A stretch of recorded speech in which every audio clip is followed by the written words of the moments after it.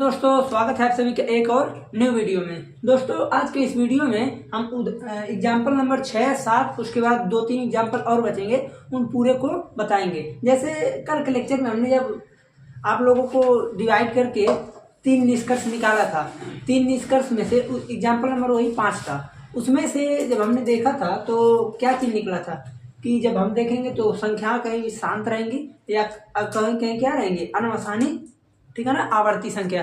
तो हमने उसमें क्या देखा कि किसी किसी जगह भाग तो पूरी तरह कट जाए, मतलब किसी चीज में जाकर 2-3 फिक्स्ड अंकों के बाद जाकर वो क्या हो जा रही है, फिक्स हो जा रही है। जैसे हम कह रहे 2.152, ये इसी पर जाकर रुक गया।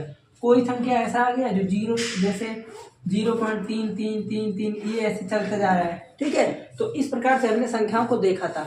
तो पहले हम इस प्रकार की संख्या को बदलेंगे किसमें, p/q के रूप में। उसके बाद से हम इस प्रकार की संख्या को बदलेंगे p/q के रूप में। तो पहले हम बताते हैं इसका, क्योंकि ये बहुत आसान होता है, ये थोड़ा सा कॉम्प्लिकेटेड होता है, तो उसके बाद हम इसको बताएंगे।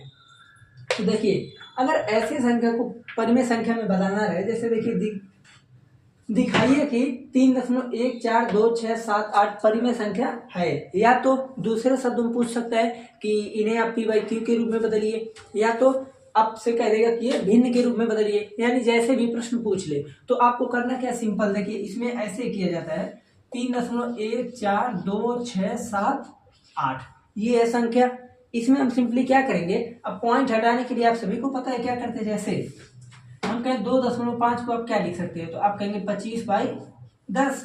तो उसी प्रकार से इसको 3.14267 लिखने के लिए यहाँ पर आप क्या लिखेंगे, देखिए अब 1 2 3 4 5 6 पॉइंट के बाद 6 अंक है ना, तो यहाँ पर 6 जीरो बढ़ाइए, 2 4 6। ओके, तो अब देखिए ये हो गया पूरा p और ये हो गया पूरा q। तो p/q के रूप में डिनोट हो गया ना। तो यहाँ से जो है हम आसानी से निकाल सकते हैं। कोई भी नंबर अगर दे रहा है जो क्या है, शांत संख्या है, तो हम इस प्रकार से निकालते हैं। अब बारी आती है कि अशांत संख्या का कैसे निकालेंगे, ठीक है ना। तो अशांत संख्या को निकालने के लिए थोड़ा सा एक हम दूसरा मेथड यूज करते हैं। डायरेक्टली इसमें तो होगा नहीं, क्योंकि भाई 0.33333 कहाँ तक लिखेंगे आप, कोई तो न आदि है ना अनंत। तो इसके लिए क्या करते हैं, सिंपल, देखिए हम क्या करेंगे, माना x बराबर 0.3333, इस प्रकार से 4 5 6 आप लोग लिख लीजिएगा, जितना भी मन करेगा, भी मत करिएगा, पूरा लिखते रहें। ओके, तो 4 से 5 लिख करके उसके बाद डॉट डॉट लगा दीजिए, उसका मतलब वही हुआ। अब आपको क्या करना है, अगर बार जो है यानी रिपीटेशन 1 नंबर का हुआ है, आप 10 से मल्टीप्लाई कीजिए। 2 नंबर पे अगर रिपीटेशन है, जैसे ये जो बार यहाँ आपको दिख रहा है, इसका यानी मतलब होता है कि वो 3 पर लगा है, तो यानी 3 का क्या हो रहा है, रिपीटेशन होना है, पुनरावृत्ति हो रही है। अगर हम कह देते हैं यहीं पर 0.21 बार, तो यानी 2 1 2 1 2 1 इस प्रकार से रिपीट होगा। लेकिन 3 पर है तो केवल रिपीट किसका हो रहा है, 3 का हो रहा है। तो अगर x बराबर इतना हुआ, अब इसमें आप क्या करेंगे, 10 से मल्टीप्लाई करेंगे। ओके, तो यहाँ से आप कर देंगे 10 से गुणा करने पर तो जैसे 10 से गुणा करेंगे, समीकरण 1 अगर मान लें आप, समीकरण 1 में अगर 10 से गुणा करेंगे तो यहाँ से देखिए कितना हो जाएगा, 10x बराबर, अब इसको जब करेंगे तो 3.33333, फिर वही चलता रहेगा। ओके, ये आ गया समीकरण 2। अब समीकरण 2 में से समीकरण 1 को घटा लीजिए। अब क्या होगा, देखिए 10x में से 1x जाएगा तो 9x बराबर 3.333 में से 0.3333 निकलेगा, तो इधर का सब कुछ हट जाएगा, बचेगा क्या, सिर्फ 3।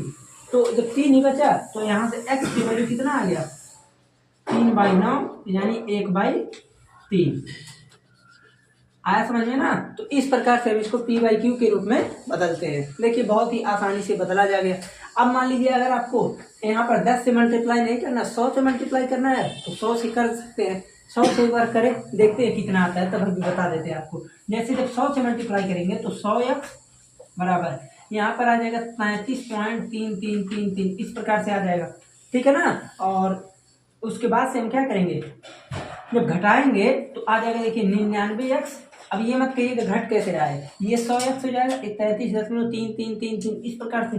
तो अब इसमें से जब हम इसको घटाएंगे तो 100 में से 1 गया तो 99, इसमें से ये जाएगा तो बचेगा 33। तो x बराबर कितना आया, देखिए 33/99 यानी 1/3 आया समझ में। वो तो हम लोग मान लीजिए एक अंक पर बार लगा तो सिंपल के लिए, ताकि छोटा है इसलिए 10 से मल्टीप्लाई करेंगे, और अगर बड़ा अंक पे है 2 अंक पे है तो 100 से। ठीक, तो ये तो रहा आप लोगों का उदाहरण नंबर 7। अब आगे चलते हैं, जिसमें क्या है थोड़ा बड़े नंबरों पर बार लगा रहेगा जिससे हम लोग मल्टीप्लाई करेंगे। ठीक है ना, आप लोग इसका स्क्रीनशॉट लीजिए, इरेज करते तब उसके बाद फिर 2-3 प्रश्नों को एक ही में कराते हैं। अब हम चलते हैं अगले एग्जाम्पल पर, 8 नंबर और 9 नंबर। अभी तक हमने सिंपल क्या सीखा, अगर कहीं भी शांत संख्या है पॉइंट में दिया है तो उसको हम PYQ के रूप में आसानी से बदल सकते हैं। उसके बाद हमने ये देखा कि अगर केवल एक अंक पर बार लगाए तो उसे कैसे हैंडल करेंगे, तो वहां पर सिंपली x मान लेंगे, 100 से मल्टीप्लाई करें चाहे 10 से मल्टीप्लाई करें, आंसर सेम आने को है।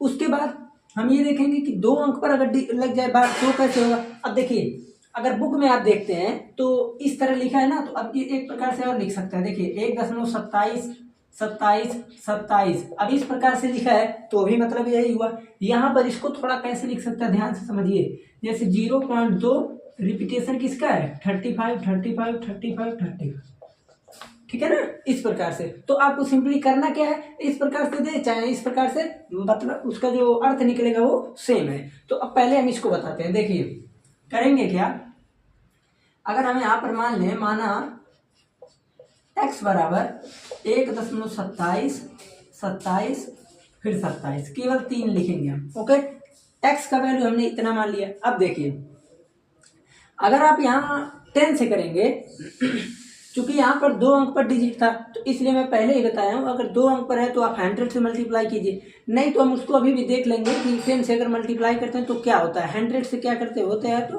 कैसे होता है। देखिए अगर मान लीजिए यहाँ पर हम 100 से मल्टीप्लाई करें, मान लीजिए 100 से गुना करने पर तो जैसे ही 100 से करेंगे तो यहाँ पर देखिए कितना हो जाएगा 100x इक्वल टू, अब यहाँ पर देखिए समझिएगा, एक तो पहले से ही है, एक तो इधर ही है, एक से नहीं मतलब है, ये पॉइंट 2 अंक इधर खिसक जाएगा तो हो जाएगा कितना 127.27, उसके बाद 27 27, ये तो ऐसे चलता रहेगा। ओके, तो यहाँ पर देखिए x से किए तो इतना आया, 100 से किए तो इतना आया। अब उसके बाद करना क्या है, इसे इक्वेशन 1 अगर माने, इसे 2 माने तो बस कुछ नहीं, समीकरण 2 माइनस समीकरण नंबर 1। तो अब देखिए 100x, अब देखिए समीकरण को घटाने के लिए जो भी LHS है LHS से और RHS को RHS से, इधर उधर नहीं घटा सकते हैं। तो सिंपल क्या करेंगे, देखिए 100x में से एक x कर निकालेंगे तो 99x बचेगा, सिंपल। और यहाँ से अब देखिए क्या होगा, ये पूरा पॉइंट के बाद सेम है, यहाँ भी पॉइंट के बाद सेम है तो सब 0 हो गया। 127 में से 1 को घटाएंगे तो बचेगा कितना 126। अब उसके बाद x बराबर हो जाएगा 126/99, 3 से कट रहा है तो काट दीजिए। अब उसके बाद यहाँ से हो जाएगा, देखिए 3 से काटेंगे अगर तो 4, उसके बाद 2 और यहाँ से आ जाएगा 33, ठीक है ना। तो ये देखिए यहाँ पर फ्रैक्शन के रूप में आ गया, जब डिवाइड करेंगे तो वही आएगा। अब उसके बाद एक चीज़ का और थोड़ा सा है, अगर हम मान लीजिए 10 से मल्टीप्लाई करें तो क्या होगा, देखिए ध्यान दीजिएगा, जैसे x तो ये है रहेगा ही रहेगा, जब 10 से मल्टीप्लाई करेंगे तो हो जाएगा कितना, देखिए 10x बराबर 12.72, उसके बाद 12.72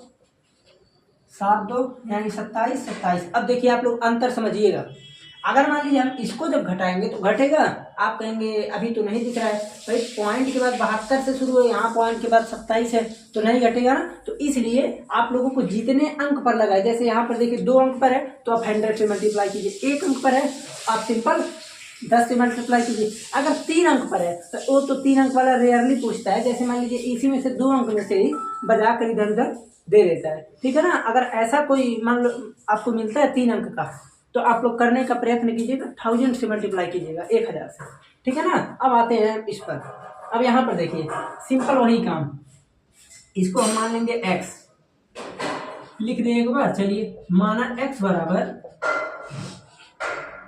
0.235 ओके।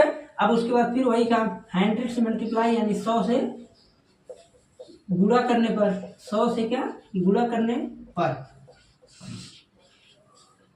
100 से जब गुणा करेंगे तो सिंपल हम ये देखेंगे कि यहाँ से हो जाएगा, देखिए 100x इक्वल टू, अब यहाँ पर आप लोग समझिएगा, जैसे हम मल्टीप्लाई किससे कर रहे हैं 100 से, तो जब 100 से मल्टीप्लाई कर रहे हैं तो देखिए क्या हुआ, ये आप यहाँ पर कितना आएगा 2 और 3 दोनों इधर आ जाएगा क्योंकि पॉइंट उधर जाएगा, तो हो जाएगा 23.5, उसके बाद फिर 3.5 3.5 3.5 ओके।